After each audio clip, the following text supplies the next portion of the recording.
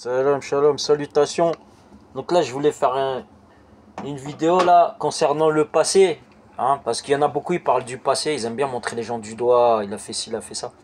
On oublie beaucoup qu'il y a des gens, hein, qui ont des rôles, qui ont des métiers, et qui souvent qui se laissent corrompre, d'accord. Donc là, il y a la chanson Suavemente, vous voyez. La musique qui fait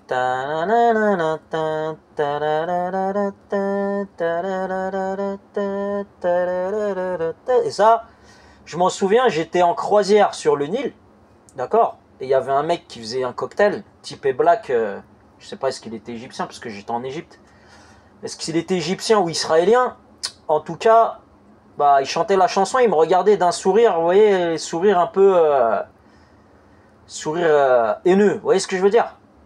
Et là, je viens de traduire la chanson, là, de voir une traduction, et il y a une phase qui me revient. Donc là, il y en a, ils jouent les héros, ils veulent jouer les beaux et tout ça. Ils disent, ouais, ils veulent faire la misère aux gens, après ils disent, ouais, il est trop courageux, quoi. C'est pas que je suis trop courageux, c'est que vos aïeux, là, vous voyez, vos darons les chèvres, là, les soumis à Baphomet et au satanisme et tout ça, là, bref, tout le réseau, là, sionisme et tout ça. Quand je dis qu'il y a des maghrébins qui sont pas des frères, moi j'étais en croisière là, j'avais une semaine croisière, une semaine plongée sous-marine. Et la plongée sous-marine, je l'ai mis une croix dessus parce que j'ai été blessé. Donc ce qui m'est arrivé, c'est qu'il y avait un Tunisien nophone, hein, je sais pas est-ce que c'est vraiment Tunisien musulman ou israélien ou je sais pas quoi. En tout cas, il avait l'accent tunisien, c'est un Tunisien. Et on était en croisière et normalement on ne doit pas quitter le bateau, mis à part pour les sorties, d'accord. Il nous a briefé à Assouan, je crois, ou je sais plus c'était dans quelle ville, pour faire un match. Donc il voulait faire des équipes pour faire un match de foot. Vous voyez le genre de terrain avec plein de pierres, plein de merde. En plus, vous savez même pas ce qui va vous arriver, est-ce qu'il y a des mecs, des racistes, il y a des racistes partout. Ils vont vous voir là-bas, ils vont vous jeter des pierres ou quoi. Bah moi en fait comme un con, en fait au début j'ai refusé, après il m'a engrainé, ouais vas-y s'il te plaît Adil, on est pas assez et tout, j'y vais comme un con, et mon tendon il lâche. Et à ce moment là je sais pas est-ce que j'ai été visé par une arme, hein, parce qu'il y a des armes entre guillemets qu'on ne connaît pas, d'accord, c'est pas des armes à feu ou quoi, mais c'est des armes à distance, ils peuvent faire des dégâts, d'accord, parce que mon tendon il a lâché, je sais pas comment il a lâché. Après il y a le médecin, il m'a dit ouais ça c'est le médecin, mon médecin de famille, il me dit ouais c'est normal, le surentraînement et tout. Non, je m'entraînais pas à ce moment-là. J'étais voilà, je me suis échauffé, j'ai joué et tout, et je sais pas comment il a lâché. Mais juste après, vous voyez, quand je vous dis que j'écoute la Suavemente, ça me rappelle des mauvais souvenirs. Pourquoi? Parce que quand j'ai été blessé, je suis rentré à cloche-pied du terrain de foot là-bas jusqu'au bateau, tout seul. Il n'y a personne qui m'a aidé. Déjà le danger, vous voyez, vous êtes à cloche-pied comme ça. Vous allez jusqu'au bateau, vous ne savez pas ce qui peut vous arriver. Personne ne voulait m'accompagner. Ils étaient focalisés dans pseudo match de foot. Il n'y a personne. Hein, soi-disant, on fait connaissance et tout. C'est pour ça que je dis, il y a des phases bizarres. Et le bon Dieu, en fait, il vous endurcit dans ces choses-là. Et quand je suis arrivé dans le bateau, pareil. L'équipage du bateau, ils étaient à l'entrée, ils me regardaient comme s'ils étaient gênés. On dirait qu'ils ne voulaient plus que je reste dans le bateau. Alors, ils me regardaient et tout. Mis à part une femme, une cliente, hein, bah, comme moi, hein, j'étais client dans la croisière. Et la nana, elle m'a vu et tout, elle m'a dit attends, je connais un peu, je suis infirmière et tout, je vais t'amener un remontant, quoi, un médicament pour que tu puisses passer la nuit parce que tu vas pas pouvoir dormir. Donc elle m'a donné le médicament et bah, j'ai dormi comme ça, avec mon tendon pété, à cloche-pied. J'allais au bar, je me souviens, à cloche-pied, dans le bar intérieur, là c'était le bar Suavemente, là c'était dans le bar extérieur là. Et quand j'allais dans le bar là-bas, bah, j'étais pas bien. Je me disais, je vais pas faire de plongée et tout ça. Mais je savais pas ce qu'il y avait autour de moi. Vous voyez? Parce qu'il y a des mecs de l'équipage.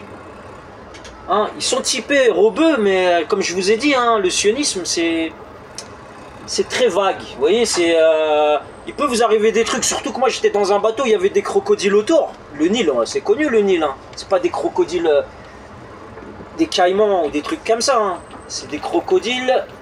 C'est des crocodiles marins, vous voyez, c'est des crocodiles, là, leur race la pute, c'est des... Hein, c'est comme les mecs qui vous foutent dans la merde, là, en ce moment et dans le passé. Ils sont derrière mes côtes, hein.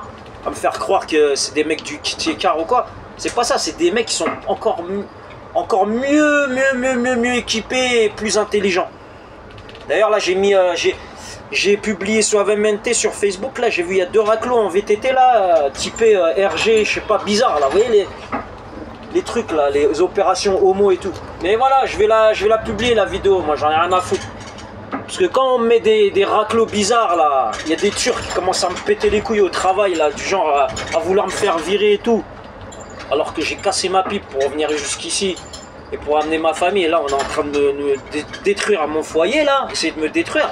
Je vais dire, je vais mettre les points sur les, je vais montrer aux gens qui se prennent pour des héros là, qui vont draguer les femmes des autres, ils se prennent pour des bonhommes. Ou là les mecs que j'ai rencontrés en formation, ils voulaient se taper avec moi pour se faire un nom, ou là je sais pas quoi. Moi je suis pas...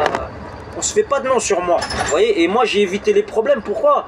C'est pas que j'ai peur, j'ai pas peur, j'étais dans des situations, sur la tête de ma mère, vous aurez été dans des situations, vous aurez été en train de pleurer, tu vois.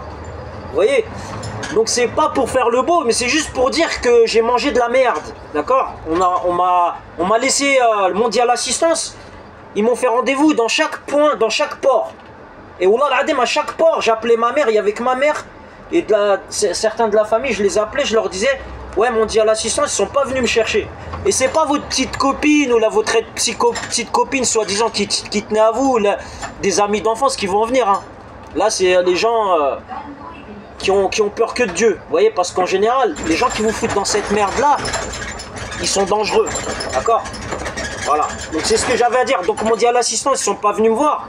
Même les pires terroristes, les pires criminels, hein, ils se font assister médicalement. Moi j'étais là-bas, Wallah al-Adim, je me suis même embrouillé, hein, vers la fin de la première semaine de croisière. Je me suis embrouillé avec le mec, je lui ai dit je te retourne le bateau si tu me prends pas dans le vol là. Il m'a dit non, t'as pas pris d'assurance médicale, je sais pas quoi.